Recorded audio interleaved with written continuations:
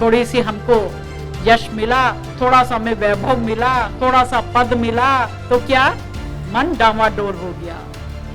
पहले का जीवन देखिए, अब का जीवन देखिए तो जमीन आसमान का अंतर आ गया। कि अगर अपने मन को गुरु महाराज जी के चरणों में लगाएंगे तो ही हम अपने जीवन का कल्याण कर सकते हैं, हम अपने लक्ष्य को प्राप्त कर सकते हैं, उस प्रभु परमात्मा के धाम को प्राप्त कर सकते हैं। आज अगर हम श्री गुरु महाराज जी का इतिहास देखते हैं तो यही जानते हैं कि देखो उन्होंने सारी जिंदगी इस ज्ञान के प्रचार और प्रसार के लिए कितना परिश्रम किया, कितनी मेहनत की। उस समय तो आजकल की तरह इतनी फैसिलिटीज नहीं होती थी।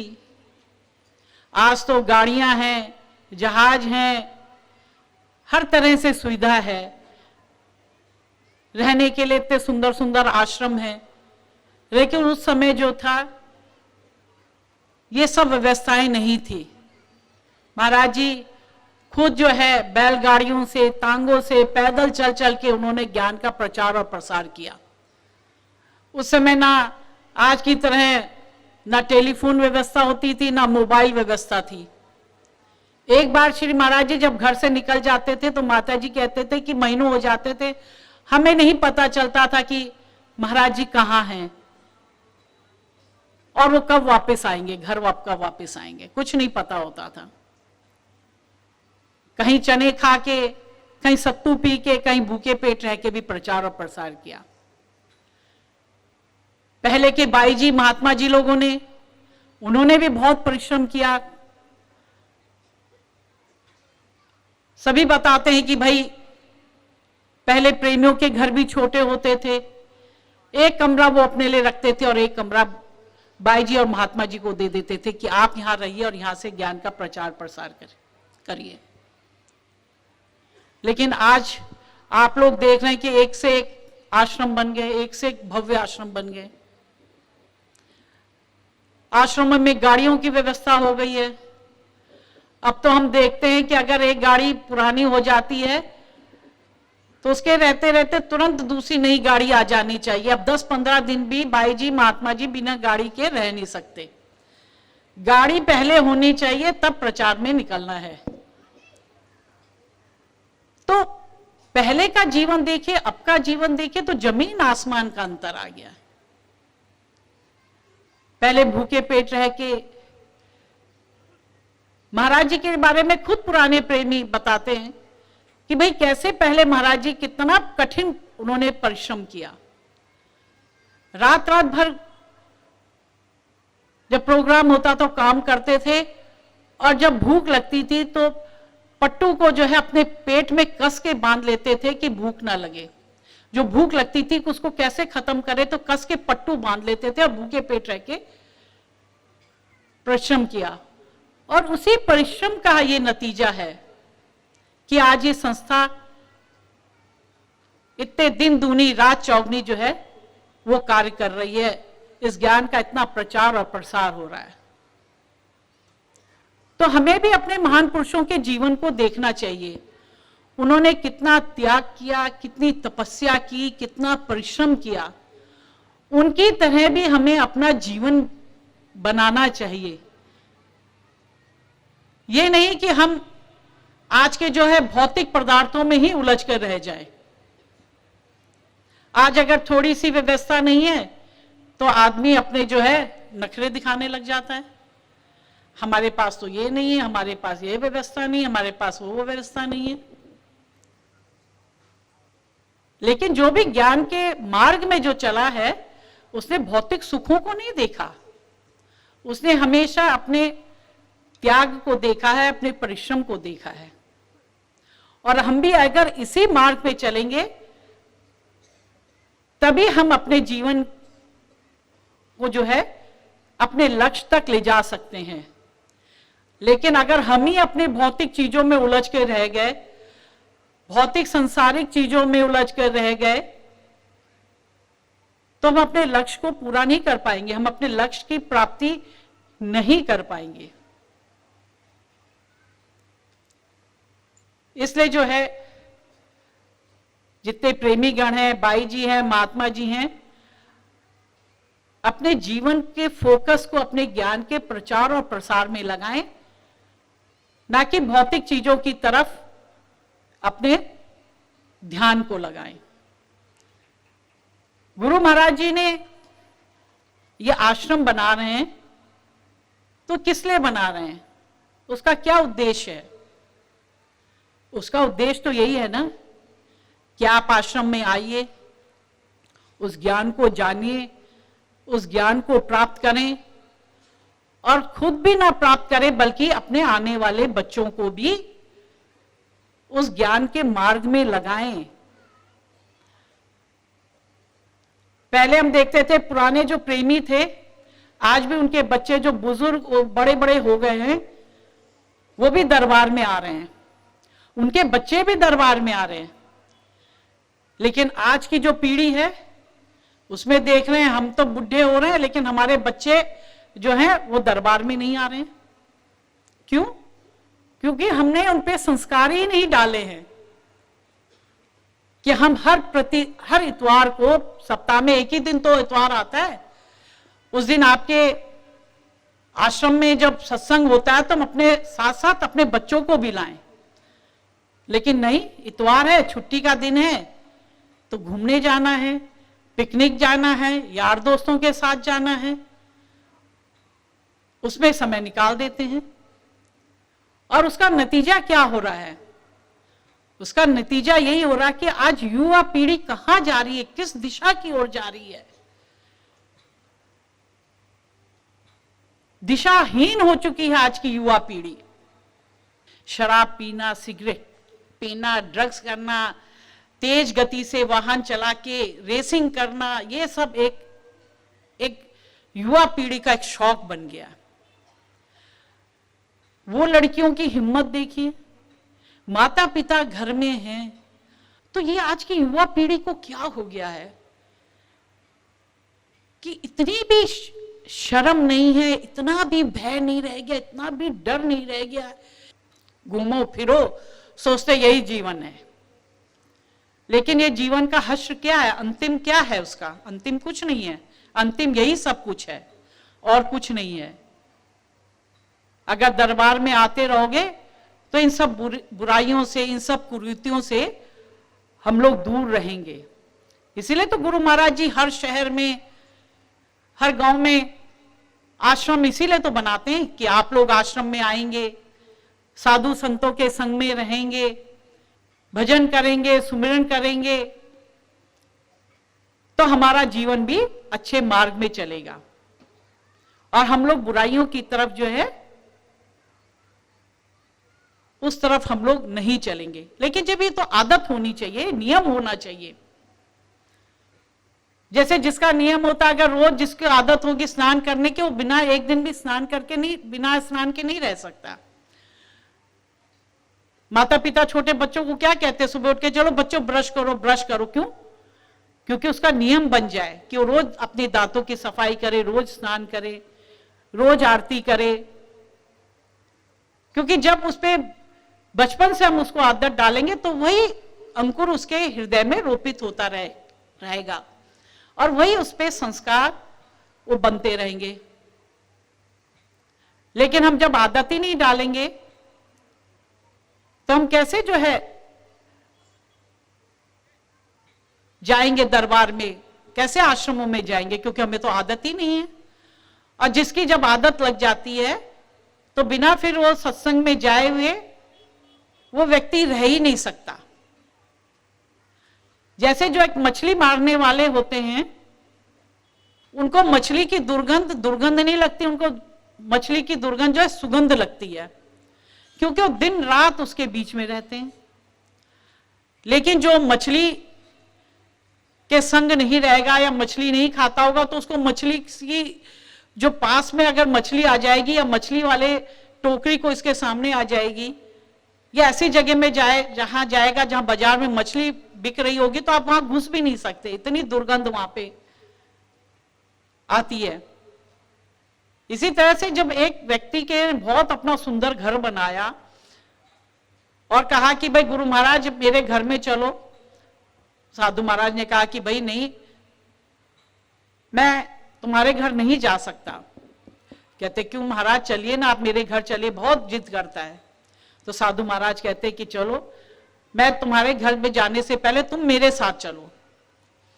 और उसको अपने साथ ले जाते हैं और समुद्र के किनारे जहां लोग मछुआरे मछली पकड़ते हैं वहां ले जाते हैं। मछुआरे मछली पकड़ते हैं, वहां पे आपने देखा होगा वहां सुखाते भी हैं, सूखी मछली भी डब्बों में पैक होके विदेशों में और इंडिया के कोने कोने में जाती है। तो जहां मछली सुखाई जाती है वहां भी बेहद दुर्गंध आती है। तो जैसे ही वो सेठ व्यक्ति वहां पे पहुंचा तो कहने लगे, महाराज आप मुझे कहां ले आए, यहाँ तो इतनी दुर्गंध है, बहुत भयंकर दुर्गंध है, यहां हम खड़े नहीं रह सकते, आप घर चलो, वापस घर चलो। तो साधु महाराज उसको लेके अपने कुटिया में वापस आ जाते हैं। तब कहते हैं, साधु महाराज कहते हैं कि बेटा, जैसे तुम्हें जो है उस मछली की आदत नहीं है, उसकी दुर्गंध की आदत नहीं है, ठीक मुझे भी उस तरह तुम्हारे जो भोग वालिस्ता की जो तुमने आस्था की जो चीजें तुमने बनाई हैं, जितनी भौतिक चीजें तुमने अपने घर में लगाई, मुझे भी उसकी आदत नहीं है, इसलिए मैं भी तुम्हारे उस स्थान पे नहीं जा सकता।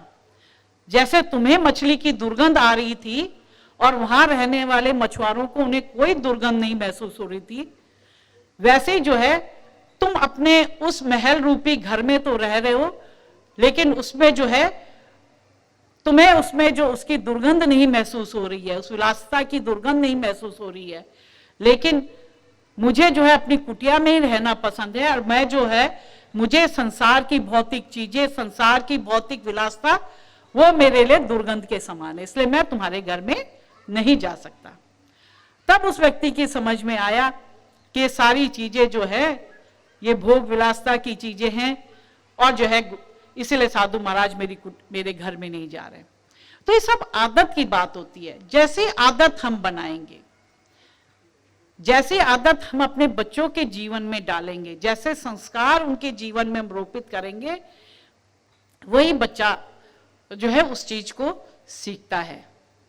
इसलिए जो है आप लोग भी ये अपना निर्णय लीजिए कि हमें जो है हर इतवार जहां जहां भी हमारे आश्रम है, उस आश्रम में जाके हम नित्य आश्रम में जाएं और वहां बैठ के साधु महात्माओं के संग में, बाई जी लोगों के संग में रह के हम वहां पे दरबार में सेवा करें, उस आश्रम की सेवा करें और नित्य जो है भजन और सुमिरन करें।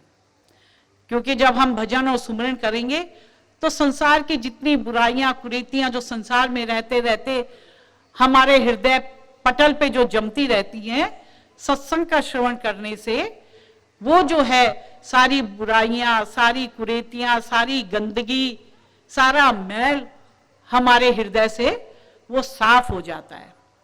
लेकिन हम सत्संग का श्रवण ही नहीं करेंगे, सेवा ही नहीं करेंगे, तो सारे संसार की बुराइयां हमारे हृदय पटल पे जमा होती रहती है और इतनी मोटी उसकी परत हो जाती है कि फिर हमें गुरु महाराज की बातें भी, महान संतों की बातें भी, भाई महात्माओं की बातें भी हमारे फिर जो है समझ में नहीं आती, हमारे हृदय पटल में वो समाती नहीं है। क्योंकि हमारा हृदय तो पहले से ही जो है एक मोटी गंदगी से पहले ही भर चुका है। जैसे टीचर क्लासरूम में आता है तो सबसे पहले वो ब्लैक बोर्ड को साफ करेगा, और जब ब्लैक बोर्ड साफ करेगा तब वो उसमें जो है अपने बच्चों को, स्टूडेंट्स को पढ़ाएगा। उसमें क्या लिखेगा, जो भी लिखेगा, हिंदी का टीचर होगा हिंदी लिखेगा, इंग्लिश का टीचर होगा इंग्लिश में लिखेगा, और जो मैथ्स होगा वो मैथ्स के सवाल करेगा। अगर ब्लैक बोर्ड पहले से भरा हुआ है, पहले से ही पिछले दिन का उसमें लिखा हुआ है और ब्लैक बोर्ड साफ नहीं है और टीचर फिर उसमें लिखने लग जाएगा, तो बच्चों को कुछ समझ में आएगा? क्योंकि तो सब मिक्स मैच हो गया, एक के ऊपर दूसरा शब्द लिख दिया, जहां जगह बची थी वहां दूसरा शब्द लिख दिया, तो कहां समझ में आएगा? तो बच्चों को कुछ समझ में नहीं आएगा। लेकिन ब्लैक बोर्ड साफ है और उसमें जब टीचर लिखेगा तो बच्चे को वो चीज स्वतः ही समझ में आ जाएगी कि टीचर ने क्या लिखा है। तो इसी तरह से हमारा जो हृदय पटल है वो भी ब्लैक बोर्ड की तरह साफ होना चाहिए। उसमें पहले ही गंदगी भरी हुई है, पहले ही बुराइयां भरी हुई है, पहले मैल लगा हुआ है, पहले ही कुरीतियां लगी हुई हैं, सारा हृदय तो पहले ही भर गया। तो फिर गुरु महाराज की बातें, वो ज्ञान की बातें, वो वैराग्य की बातें कहीं समझ में आएंगी? वो हमारे हृदय में लिखी जाएंगी? कभी नहीं। वो तो जैसे एक पात्र भरा हुआ है, उसमें पहले से अगर पानी भरा हुआ है और हम उसमें और पानी डालेंगे तो पानी तो कहां पर रहेगा उसमें, वो तो छलक जाएगा, पात्र से बाहर बह जाएगा। तो इसी तरह से हमें भी अपने हृदय रूपी पात्र को खाली रखना है। जब खाली रहेगा तो ज्ञान की बातें, वैराग्य की बातें, तप की बातें, महान पुरुषों की बातें, ज्ञानी गुरु महाराज की बातें सब हमारे हृदय रूपी पात्र में समाएंगी। इसलिए हमेशा अपने हृदय रूपी पात्र को खाली करो, जिससे हम उसमें अच्छी बातों को समाहित कर सके, अच्छी बातों का उसमें उसको भर सकें। समाज की बुराइयों को पहले भर दिया तो कहां से अच्छी बातों को भरोगे? तो इसलिए जो है ये जीवन जो है बहुत बड़ी कृपा के बाद ये हमें जीवन मिला। 84 लाख योनियों को भटकने के बाद हमको ये जो ईश्वर की कृपा से ये जीवन मिला। और ये मनुष्य जीवन मिल तो गया, लेकिन ज्ञान ज्ञानी गुरु महाराज जी के द्वारा हमें प्रदान किया गया है। अभी ज्ञानी जीवन भी मिल गया तो हमें से इधर उधर इसमें भटके नहीं, अपने जीवन में भटके नहीं, बल्कि जो हमारे जीवन का लक्ष्य है प्रभु परमात्मा के स्थान को प्राप्त करना, जो हमारा लक्ष्य है, जो गोल है, उस लक्ष्य को हमें प्राप्त करना है। और लक्ष्य की प्राप्ति कब होगी? जब हम अपने तन मन वचन कर्मों से अपने गुरु महाराज जी के चरणों में अपने जीवन को अर्पण कर देंगे, अपना जीवन गुरु महाराज जी के चरणों में समर्पण कर देंगे, तब हमारे जीवन का कल्याण होगा, तब हमारे जीवन के उद्देश्य को, लक्ष्य को, गोल को हम प्राप्त कर सकते हैं। इसीलिए जो नदी में जब जाते हैं तो आपने देखा होगा कि केवल एक नदी को, एक नाव को ही चलाता है। वो ऐसा नहीं करता कि एक पांव एक नाव में रखेगा और दूसरा पांव दूसरी नाव में रखेगा और दो नावों को चला रहा होगा। अगर कोई मूर्ख नाविक ऐसा करता है तो क्या होता है? तेज पानी की धारा आएगी या थोड़ा सा भी भंवर आ जाएगा तो दोनों नावों उस भंवर में डूब जाएंगी। लेकिन अगर एक नाविक एक नाव में बैठा हुआ है, नाव चलाने वाला, और अपने चप्पू से एक नाव को ही चला रहा है, तो क्या करेगा? वो अपने अनुभव से उस भंवर से अपनी नाव को पार कर लेगा और एक अपने गंतव्य स्थान को, जहां उसने जाना है, उस स्थान तक पहुंच पाएगा। इसलिए हम भी अपने मन को एकाग्र चित्त होकर, एक चित्त होकर, हम भी अगर अपने मन को गुरु महाराज जी के चरणों में लगाएंगे तो ही हम अपने जीवन का कल्याण कर सकते हैं, हम अपने लक्ष्य को प्राप्त कर सकते हैं, उस प्रभु परमात्मा के धाम को प्राप्त कर सकते हैं। नहीं तो हमारे जीवन में भी क्या आएगा? थोड़ी सी हमको यश मिला, थोड़ा सा हमें वैभव मिला, थोड़ा सा धन मिला, थोड़ा सा पद मिला, तो क्या? मन डामाडोल हो गया, मन इधर से उधर चला गया, एकाग्र चित्त नहीं हुआ। और क्या होता है? फिर हम इसी दुनिया के जो भव सागर है ना, इसी भव सागर में डूब के यही अपने जीवन को समाप्त कर लेते हैं और तब हम उस प्रभु परमात्मा के धाम पे हम नहीं पहुंच पाते। इसलिए जो है हम लोग नित्य प्रतिदिन हम लोग अपने मन को जो है गुरु महाराज जी के चरणों में लगा के अपने जीवन को आगे ले जाएं, तभी अपने जीवन को हम लक्ष्य को प्राप्त कर सकते हैं।